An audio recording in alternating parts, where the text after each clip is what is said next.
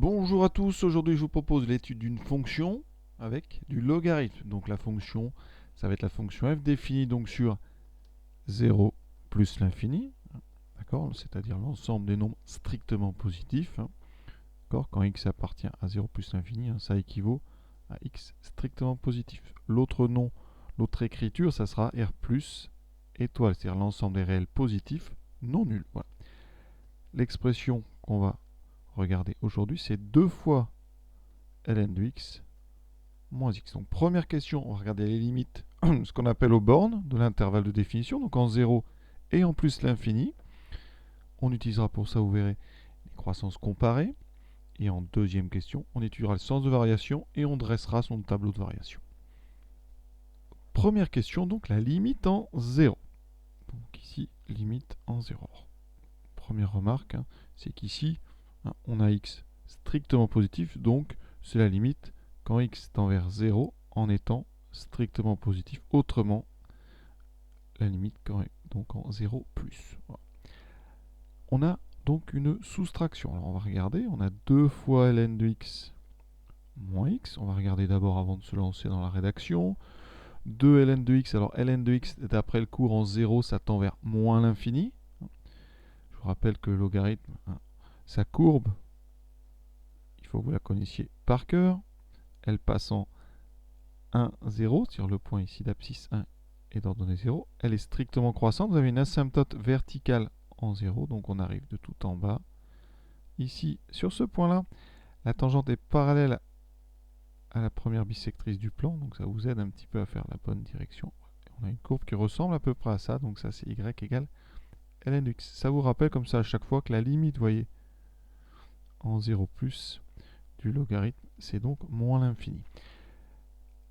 Notre premier terme, c'est donc quelque chose qui tend vers moins l'infini. On lui ajoute, on lui soustrait x, x qui tend vers 0, donc là il n'y a pas de problème, c'est moins l'infini, la limite. Donc on rédige ça, bien. On écrira donc limite de ln de x quand x tend vers 0 égale à moins l'infini. C'est pas utile forcément de rappeler 0 plus, c'est sous-entendu si on parle de ln. Ensuite, on peut dire donc la limite de 2 fois ln de x quand x tend vers 0 égale à moins l'infini. On va rappeler quand même rapidement que limite de moins x quand x tend vers 0, c'est évidemment 0. C'est un polynôme, il est défini en 0. Donc on remplace juste x par 0. Et là on indique par somme. Alors moi j'ai mis le moins là, donc ça veut dire que je considère 2 fois ln de x plus moins x. Donc par addition ou par somme, la limite donc de f en 0, c'est donc moins l'infini. Vous voyez dans la notation que j'ai prise ici, je n'ai pas mis le x dans f, là j'ai pas mis f de x, j'ai mis f, donc je peux me permettre dessous de ne pas mettre x dans vert. Voilà. Pour ceux qui préfèrent rédiger par soustraction, on donne la limite de 2 ln de x et la limite de x. Et donc c'est une soustraction entre moins l'infini et 0. La limite, c'est quand même évidemment moins l'infini. Donc la première limite, c'est fait. Maintenant, on s'attaque à plus l'infini. La démarche va être la même. On regarde tout d'abord les choses avant de se lancer. Donc ln de x en plus l'infini. D'après le cours, on sait que c'est plus l'infini. X, c'est plus l'infini. Et donc vous avez une soustraction de deux expressions qui vont vers plus l'infini. Ça, c'est donc ce qu'on appelle une forme indéterminée. Forme indéterminée. Souvent, on écrit FI. D'accord?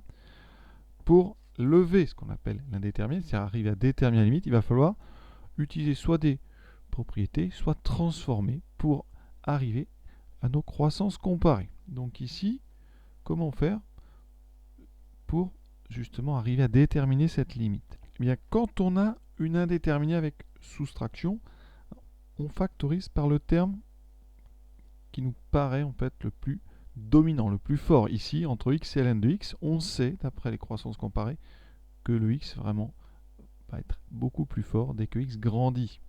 Donc on va factoriser par x. Pour factoriser par quelque chose, il faut qu'il soit non nul. Alors ici, on va quand même le dire, x est différent de 0, donc je peux factoriser par x.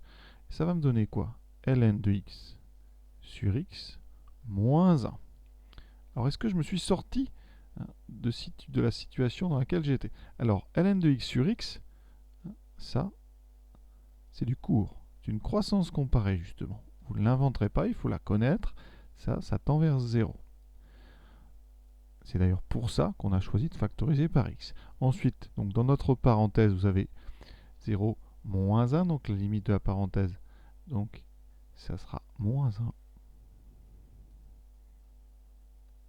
Ensuite, notre facteur devant la parenthèse, c'est x qui tend lui vers plus l'infini. On a donc un produit de plus l'infini par moins 1 en termes de limite. Et bien on sait que ça fera moins l'infini. On s'est sorti d'affaire, donc on peut rédiger ça correctement. On écrit donc d'abord limite quand x tend vers plus l'infini de ln de x sur x est égal à 0. Entre parenthèses, vous pouvez mettre soit court, soit croissance comparée.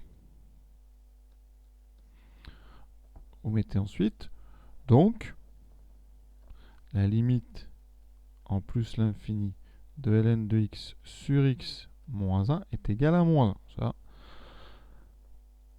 À côté, vous rappelez que la limite en plus l'infini de x, c'est plus l'infini, ça n'a rien à dire. Et donc ici, vous allez procéder par produit. Donc vous mettez produit ou par produit. Produit donc de deux expressions. L'une tend vers moins 1, l'autre vers plus l'infini. On sait que ça va aller vers moins l'infini. Donc limite de f en plus l'infini est donc égale à moins l'infini. Maintenant, l'interprétation graphique de ces résultats. J'ai inséré la courbe ici. Alors on a démontré que la limite de f en 0 était égale à moins l'infini. Et bien ça se traduit graphiquement. La conséquence de cette chose-là, c'est que la courbe de f, que j'appellerai CF, eh bien, elle admet en 0 une asymptote verticale qui est en bas, qui est donc à moins l'infini. Graphiquement, vous voyez, on le voit bien sur le dessin. Ici, la courbe, quand x se rapproche de 0, oui, on a tendance à avoir des y qui plongent, qui vont de plus en plus bas. Et c'est ça, une asymptote verticale, c'est quand la courbe va se coller progressivement et inexorablement vers une verticale, qui est ici l'axe des ordonnées. Pour la limite, donc, en moins l'infini, il n'y a pas d'interprétation graphique. La limite par exemple plus l'infini ici, bon, c'est juste que plus on va vers la droite, plus la courbe va descendre. Et sa descente, c'est pareil, elle va descendre aussi bas qu'on veut. Deuxième question, maintenant, on s'attaque au sens de variation.